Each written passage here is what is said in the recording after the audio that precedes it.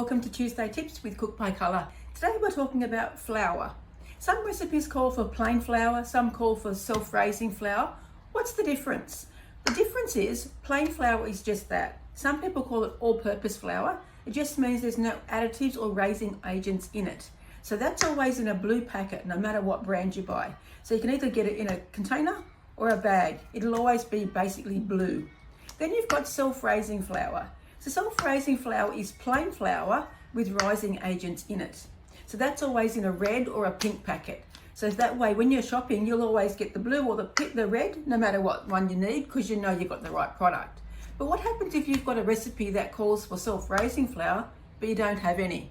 You can make that at home. So there's a simple recipe that you can use to convert plain flour or all-purpose flour into self-raising flour. So let's go ahead and make some. So I'll just move those over to the side.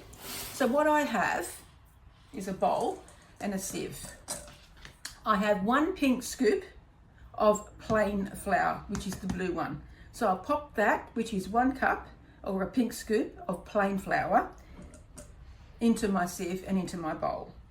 To that, I'm going to add 1 1/2 teaspoons of baking powder. So that's a rising agent which will then make the flour rise when it's heated or cooked. So I'm going to get 1 purple scoop of the baking powder, which is 1 1/2 teaspoons. It's also known as 1/2 tablespoon. So we'll get 1 level scoop of the baking powder and we'll pop that straight over the plain flour. You also need to get some salt. And that here is our salt, and we get 1 yellow scoop. So 1 yellow spoon of salt. This goes in with the other ingredients. And if we sift that all together, make sure there's no lumps.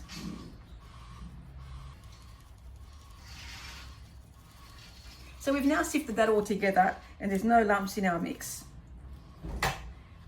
So what we have left is a flour which has got all the rising agents and some salt in it, which has converted the plain flour into self-raising flour. So if you've got a biscuit or something that you want to rise and you don't have self-raising flour, you can make that at home simply by adding some baking powder and some salt to your plain flour. So that's this week's Tuesday Tips with Cook by Colour, and we'll see you next Tuesday.